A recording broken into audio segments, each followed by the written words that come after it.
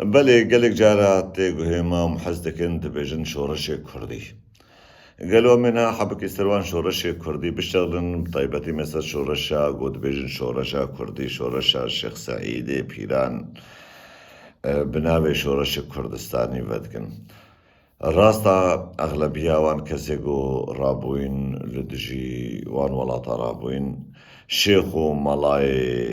دیندار بوون لێبەلێ سرێ سەدی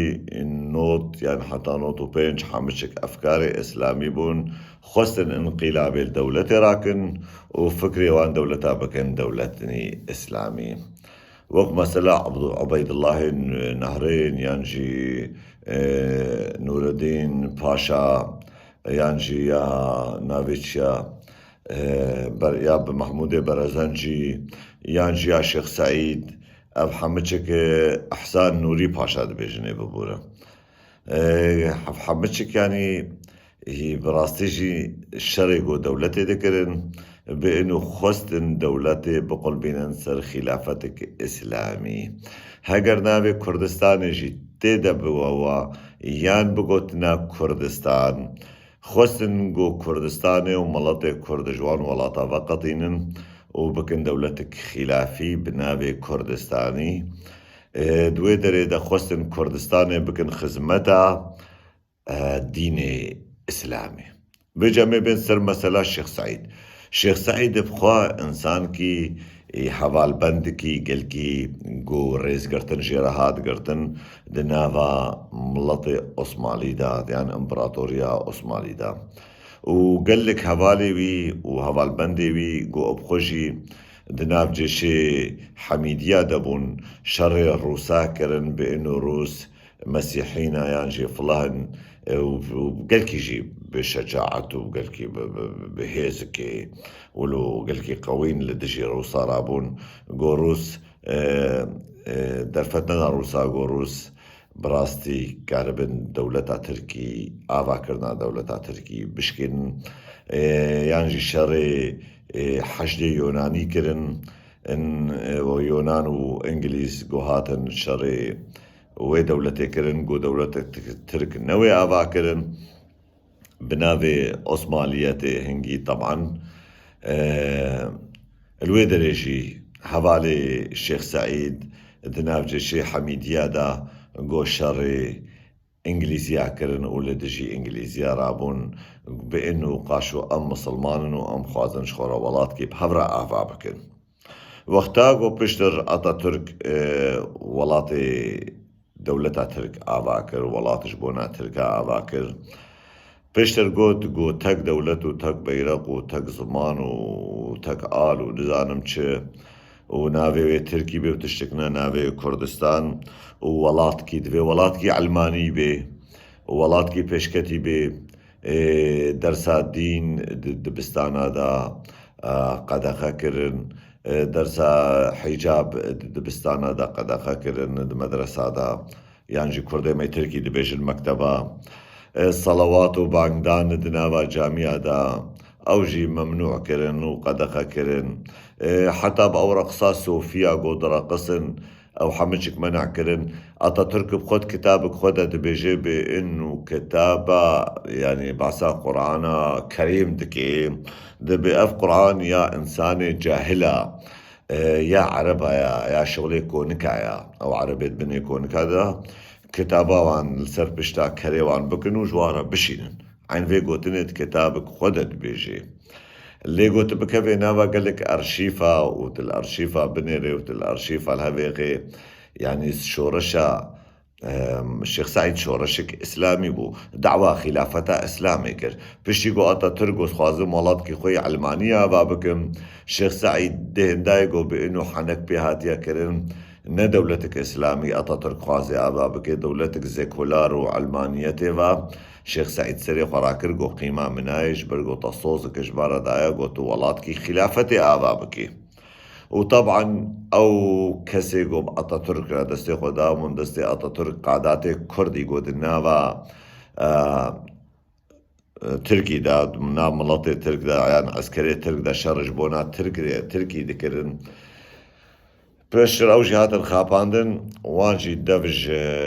أتاتورك بردا إيجو خلاص بون هاتن خوگهاندن الشيخ سعيد خوستن شورش الشيخ سعيد إسلامي بكن شورش كردستاني الشيخ سعيد جو هجر اون كردستان كي آوا بكن برنگي خلافته دبن خلافتا إسلامي دوك مثلا أفغانستاني ونها غمناكي أمكار البعثانا في كردستاني بكن ليغو نولو بقيمة مناي أوجي مجبور بون جو تواي ويبنج برغو ترير بيشيا خوان نديتن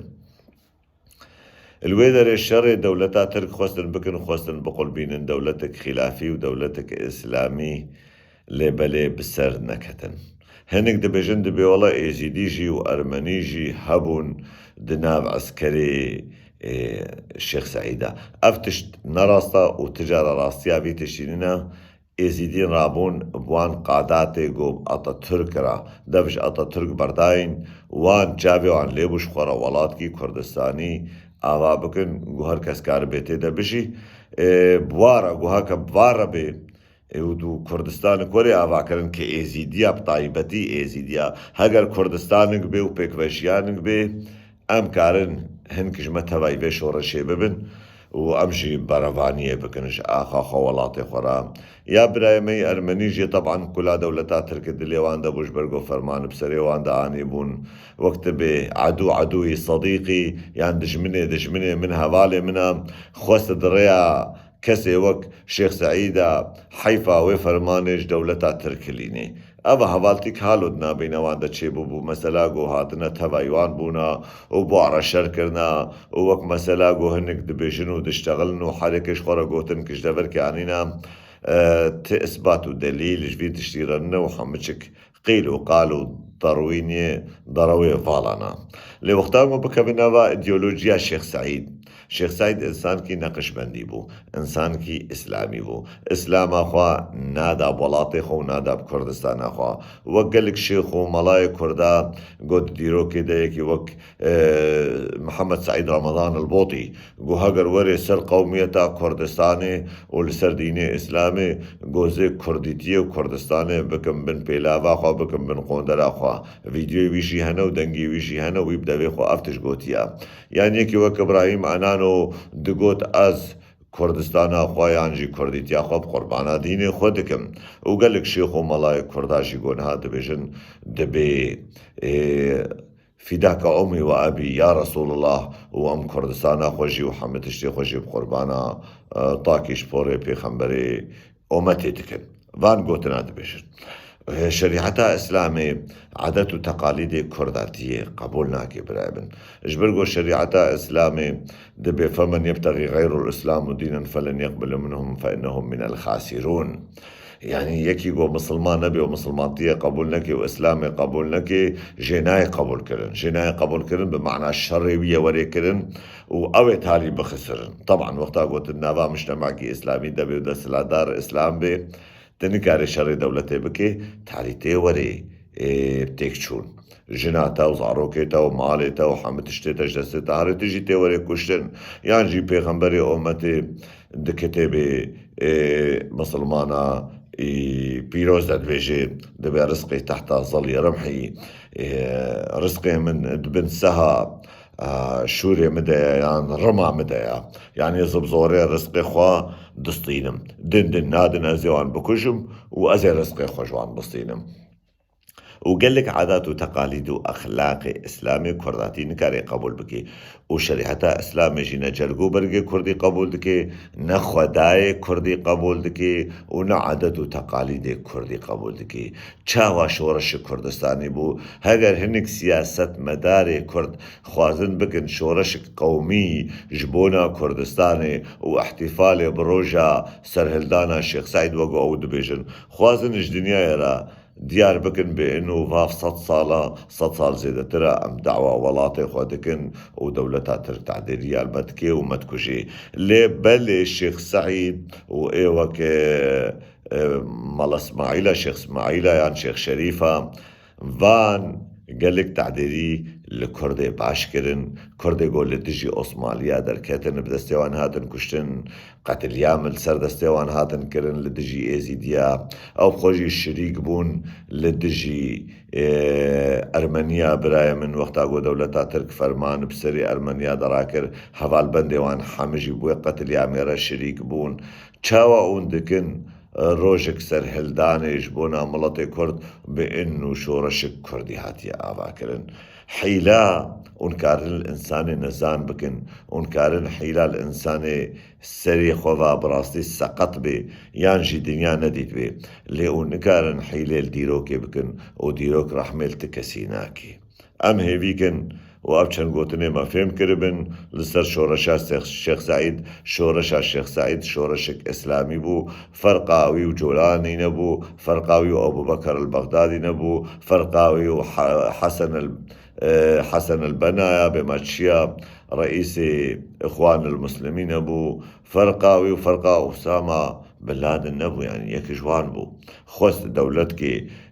بناوێ خلافەتا ئیسلامێ دناو دینێ ئیسلامێ دەت بناوێ دینێ ئیسلامێدا ئاوا بکێ ئەو کەسێک گۆ مسلمانە بێ حەمچکاب زۆرێ مسلمان بکێ و ئێگۆ قبول نەکێ سەری ویژێکێ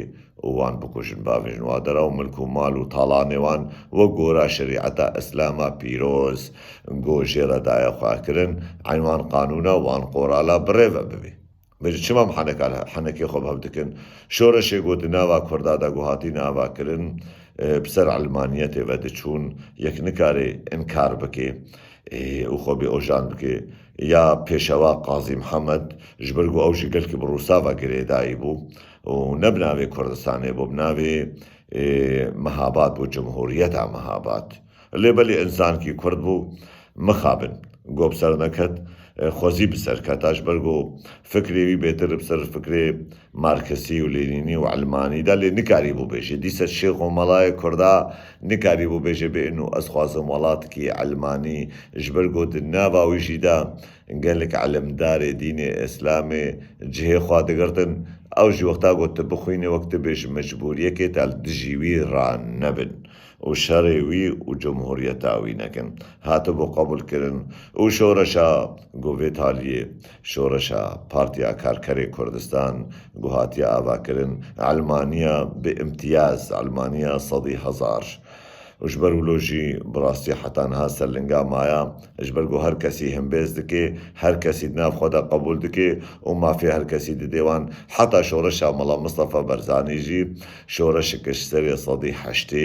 şoreşek îslamî bû bêtir şêx û melayê misilmana şax û perê xwe tê de vedabûn hikmê şerîeta îslamê şax û perê xwe tê de vedabûn û serkirdê wan û serkirdê feyleqa jî serê sedî not bêtir jî